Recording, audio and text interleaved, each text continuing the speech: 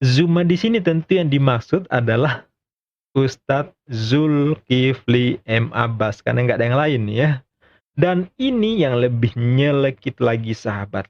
Ini kalimat, kelak mereka sendiri bakal kena batunya. Dia itu memang sudah lama melenceng-lencengkan syariat Islam. Misalnya tentang halalnya memilih pemimpin kafir di antara orang Islam. Terus itu jilbab itu tidak wajib hukumnya. Wahai Miftah, Anda telah melukai perasaan kami, semua umat Islam, terutama muslimah. Anda telah menghina syariat Islam, Anda telah menghina pakaian yang digunakan oleh istri Rasulullah. Aisyah dan semua istrinya adalah memakai cadar.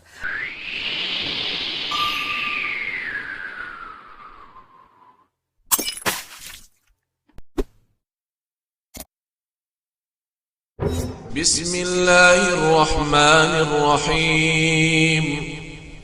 Qul huwallahu ahad, Allahus samad, lam yalid wa lam yulad wa lam yakul lahu kufuwan ahad.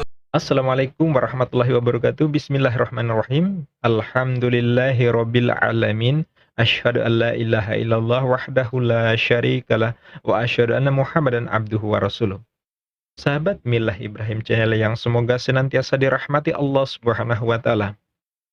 Di video kali ini kita akan mereview seorang yang sekitar 2 bulan yang lalu sangat viral sekali, yaitu Ustadz Miftah Qul, yang menamakan dirinya Ustadz Miftah Qul. Di channel YouTube-nya juga Ustadz Miftah Qul.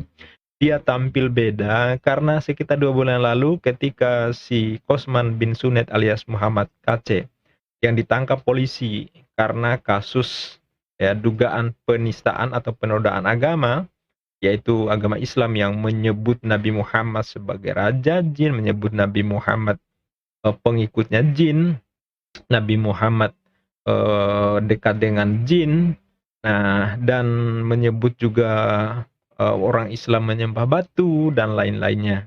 Sedemikian banyak penistaannya. Dia juga mengubah narasi-narasi ayat-ayat firman Allah dalam Al-Quran, diubah menjadi sesuai dengan mau-maunya, sesuai dengan seleranya si KC. Namun menurut Miftah Qul itu sah-sah saja, bukan hal yang salah. Dan saat itu karena dia sering tampil di channel-channel apologet Kristiani, ini sangat disayangkan oleh apologet-apologet Muslim karena harusnya dia menjelaskan tentang kesalahan si KC, dia malah membenarkan. Akhirnya apa yang terjadi? Dia pernah berdiskusi atau berdebat di suatu forum yang diadakan oleh apologet Muslim dan dia berhadapan dengan Ustadz Zuma alias Zulkifli M. Abbas. Saat ini sangat ngetop ya, malah melintang di dunia apologet, berhadapan dengan apologet-apologet Kristiani tanpa pandang bulu ya. Dan juga berhadapan dengan Ustadz Miftah Qul sekitar 2 bulan lalu, dan ternyata sangat membekas di pribadi Ustadz Miftah Qul ini.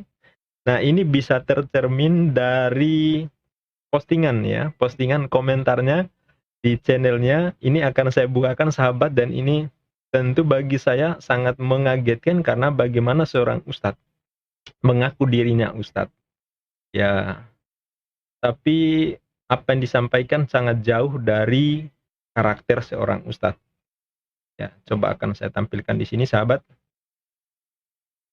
Kita cek di komunitas.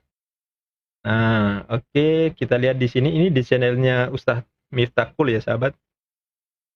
Ya, ini dokumentasi ceramah dia, tapi ini sebelum pandemi nampaknya, karena setelah di saat pandemi nampaknya dia sudah nggak laku lagi, sehingga nggak dipakai lagi. Dia lebih banyak ceramah di depan makanan ketimbang di depan jamaah muslim.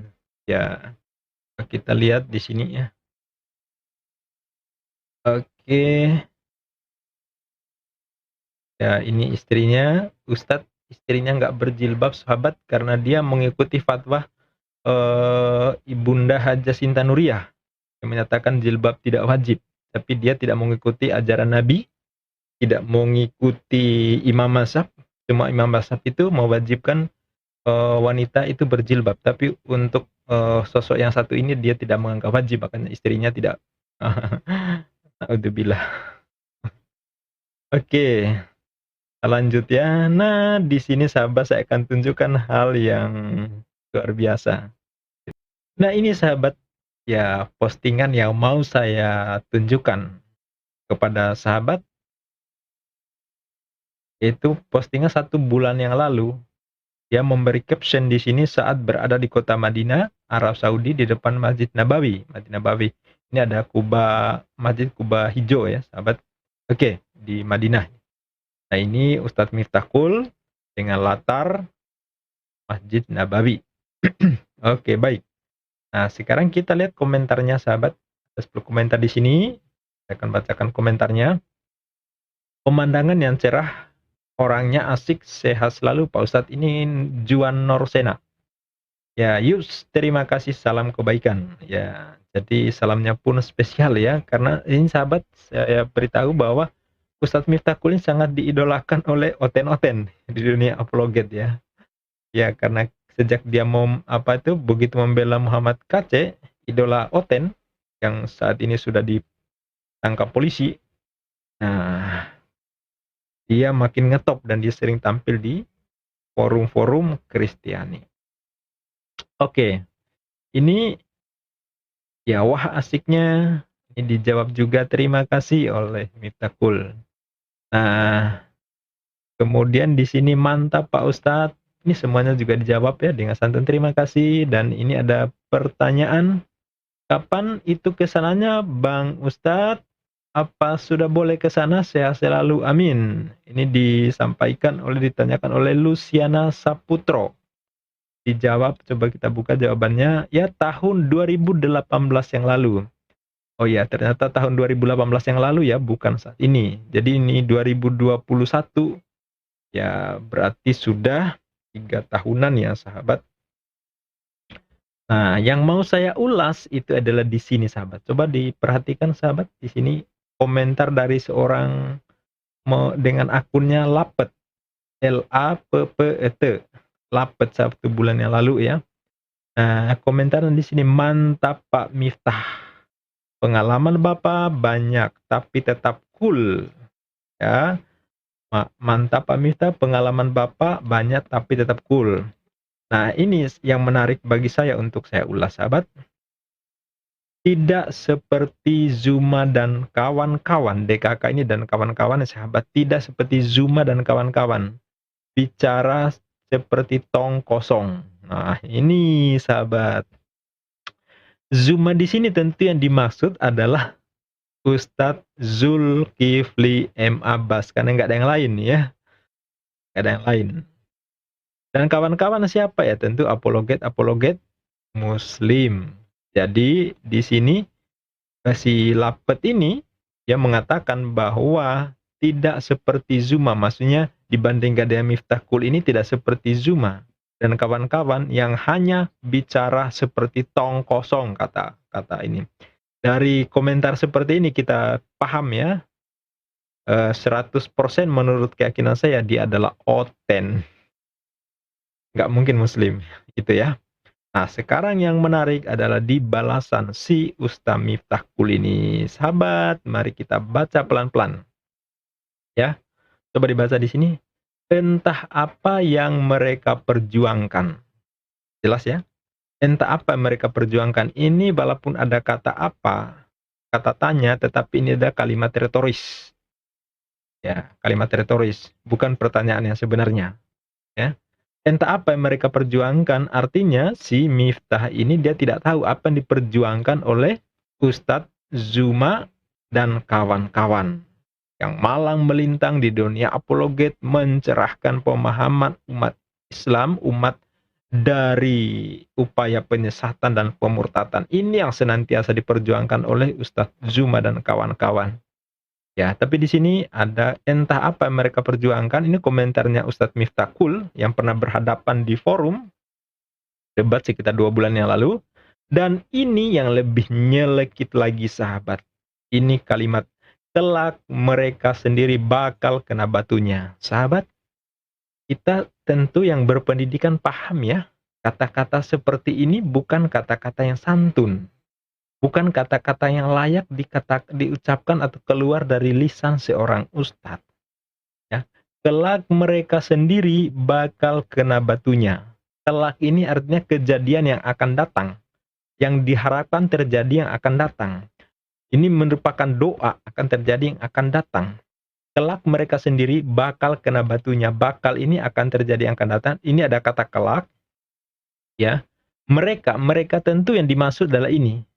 Zuma dan kawan-kawan, yaitu Ustaz Zulkifli M. Abbas dan kawan-kawan. Ya, kelak mereka sendiri yang bakal kena batunya. Kena batunya ini adalah kutukan, sahabat. Ini bukan hal yang baik. Bukan hal yang baik, ya. Jadi kalau di sini dikatakan nanti suatu saat atau mereka sendiri atau kelak mereka bakal kena batunya, itu artinya yang akan datang sesuatu yang terjadi, yaitu kena batunya. Kena batu itu sekali kata kutukan, bukan doa yang baik. Bukan doa yang baik, misalnya keselamatan, doa supaya mendapat prestasi, mendapat rezeki, bukan. Ini adalah kalimat kutukan, sesuatu yang buruk yang terjadi yang akan datang. Ini bisa dianggap harapan, bisa dianggap doa, bisa dianggap ramalan. Ya, naudzubillahi min zalik. Yang jelas sekali lagi saya katakan, kalimat yang disampaikan oleh Ustadz di media ini bukan hal yang pantas dilakukan oleh seorang Ustadz. Berarti dari sini sudah bisa kita baca bahwa dia begitu ramah dengan yang konten, tetapi dia begitu tidak ramah terhadap sahabat, saudara yang seiman, yang seperjuangkan. Apalagi kita tahu Ustaz Zuma dan kawan-kawan itu saat ini begitu luar biasa menjelaskan bagaimana Islam itu kepada non-muslim. Itulah yang dikerjakan oleh saudara kita, sahabat kita, guru kita, Ustaz Zuma, Zulkifli M. Abbas dan kawan-kawan. Sahabat, kalau Ustadz Zuma dan kawan-kawan, saya kira nggak perlu diragukan lagi peran beliau-beliau di dunia apologet, di dunia nyata maupun di dunia maya. Ceramahnya, dakwahnya luar biasa, menegakkan kalimatilah, ya, menegakkan sunnah-sunnah Rasulullah Muhammad SAW, mencerahkan umat, membendung anasir-anasir pemurtatan dan penyesatan. Mereka juga memiliki amal usaha, membangun amal usaha untuk membantu umat, juga membina para mu'alaf yang ada di sana, yang kembali tercerahkan, kembali mendapat hidayah. Mereka membina begitu luar biasa, tentu bukan mengharap keuntungan materi, tetapi tentu untuk mendapat ridha Allah Subhanahu wa Ta'ala. Mereka berada di barisan ulama, bukan berseberangan dengan ulama, berseberangan dengan imam mazhab, berseberangan dengan Rasulullah Muhammad SAW, berseberangan dengan para sahabat, tidak. Ya, satu jalan dengan Rasulullah, satu jalan dengan Khulafaur Rasyidin, satu jalan dengan para imam mazhab. Sedangkan beda dengan Ustadz Miftah. Sebaliknya si Miftah malah dia petenteng-petenteng bersama orang-orang yang hari-hari justru melecehkan Islam. Ya, dia bergabung di komunitas, berbicara di forum-forum yang di sana justru melecehkan Nabi, melecehkan Rasulullah, ya, melecehkan Allah, melecehkan Al-Quran. Dia bergabung di situ. Di Medan sendiri ternyata Ustadz ini sudah tidak ada yang mau dengerin lagi, ya. Nah, hal ini diungkapkan oleh apologet dari kota Medan sendiri. Coba kita dengarkan sama-sama, sahabat. Kangen Ranger Pak Eri, silahkan. Ya, Assalamualaikum warahmatullahi wabarakatuh. Waalaikumsalam warahmatullahi wabarakatuh. Ya kan, sebenarnya harus ada keterangan dari orang Medan sendiri ya. Jadi itu si Miftah itu kalau bilang dia nggak tahu itu bohong sebenarnya, karena jejak dia, rekor dia dari dulu memang selalu bela kafir. Dari zaman Ahok dia udah bela-bela Ahok. Jadi nggak ada ceritanya dia itu nggak tahu kasus, pasti dia tahu. Pasti dia tahu kasus ini. Bohong dia kalau nggak tahu. Dia itu memang sudah lama melenceng-lencengkan syariat Islam. Misalnya tentang apa halalnya memilih pemimpin kafir di antara orang Islam. Terus itu jilbab itu tidak wajib hukumnya. Banyaklah gitu. Itu memang pemikiran dia memang menyimpang. Kita sudah lama itu tahu dia begitu di sini. Dan memang di sini dia udah nggak laku gitu. Nggak ada yang mau nanggap dia lagi untuk khutbah-khutbah Jumat. Terus apa namanya isi-isi pengajian itu nggak ada lagi di sini di Medan ini. Dia udah sampah di sini. Nggak ada yang manggil dia Ustadz juga kan. Gitu. Jadi seharusnya tadi dia dicecar gitu. Dia identitas dia itu seperti apa di Medan ini. Memang dia tuh bukan siapa-siapa lagi. Dia sudah mengeluh-ngeluh memang. Sudah tidak ada tanggapan orang tentang dia di sini. Gitu. Jadi kalau dia misalnya nggak tahu tentang permasalahan Kosman itu bohong. Pasti dia tahu. Pasti dia tahu. Karena memang selama ini dia memang dekat dengan kafir. Nggak ada ceritanya itu dia nggak dekat kafir. Dia memang sangat dekat dengan kaum kafir gitu. Itu kesaksian saya di sini, saya pertanggungjawabkan itu. Track record dia ada. Bahkan kalau ditanya ustadz-ustadz di Medan pasti tahu tuh kelakuan dia gimana di sini. Gitu. Itu ya teman-teman. Jadi kalau ada diskusi lagi sama dia jangan percaya bahwa dia nggak tahu kasus ini. Pasti dia tahu. Gitu ya. Ayo, lanjut dulu. Assalamualaikum. Sahabat, apa yang disampaikan oleh apologet dari Medan tadi itu menunjukkan bahwa betul di sana memang Ustadz Miftah ini gak ada lagi yang mau dengerin ya, karena berkasus di tahun sebelumnya nampaknya dia cukup bermasalah dengan umat Islam, yang melecehkan umat Islam, melecehkan syariat Islam, dan itu semua tergambar dari video yang kita saksikan di sini. Ini diposting, dipublikasikan oleh Majelis Ulama Sumatera Utara ya, Majelis Ulama Indonesia Sumatera Utara. Coba kita saksikan. Bismillahirrahmanirrahim. Assalamualaikum warahmatullahi wabarakatuh.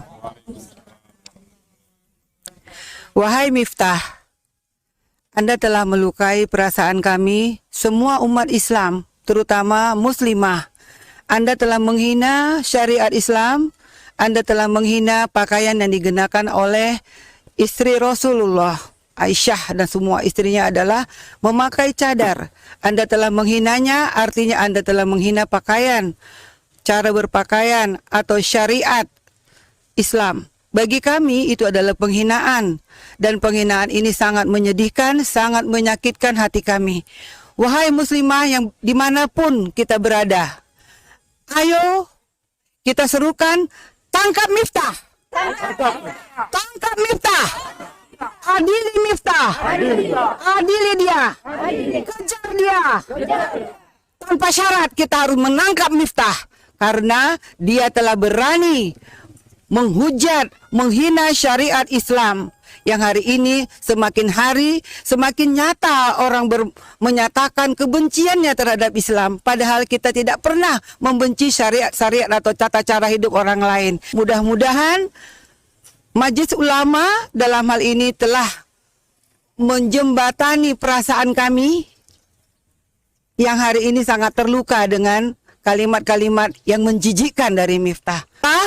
Segeralah Anda bertaubat atau kami bertindak untuk Anda. Menindaklanjuti banyaknya laporan masyarakat tentang postingan saudara Miftahul Khair SHIMA di akun media sosialnya Facebook tanggal 29 Juni 2020 pada pukul 7:06 yang isinya, saya tak habis pikir cewek-cewek yang bercadar itu. Saya aja pakai masker nggak bisa lama-lama. Mereka satu harian memakainya, apa nggak bau jigong, bau lecit atau bau tungki itu kain cadarnya. Dan parahnya, dikatakan perintah Allah. Padahal tak ada Al-Quran menyuruh cewek pakai cadar. Aneh sekali, masa Tuhan menyuruh kita menikmati bau jigong kita? Beragama itu bukan pragmatis, tapi wajib logis dan kritis.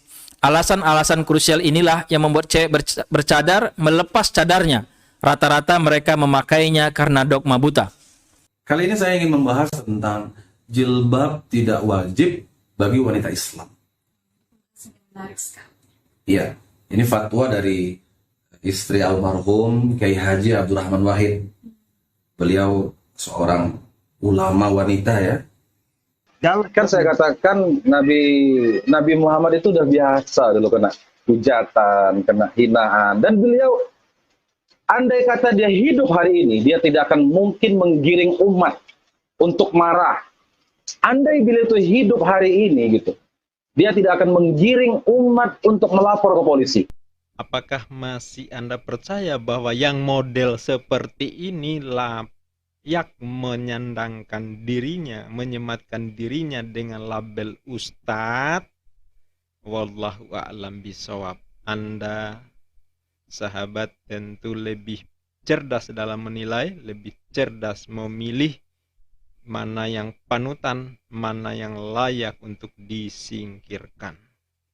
Jangan hanya terpengaruh oleh kemampuannya beretorika, kemampuannya menyampaikan ayat, kemampuannya menyampaikan hadis, tapi kalau munafik wajib untuk ditinggalkan. Ya, demikian sahabat ulasan kita pada kesempatan ini. Semoga ini dijadikan pelajaran bagi kita bahwa jangan begitu saja kita percaya orang yang mengaku atau menyematkan dirinya, menyematkan namanya dengan panggilan-panggilan ustadz. Ustadz inilah, ustadz itu. Tetapi kita lihat bagaimana sepak terjangnya, bagaimana karakternya, bagaimana aktivitasnya.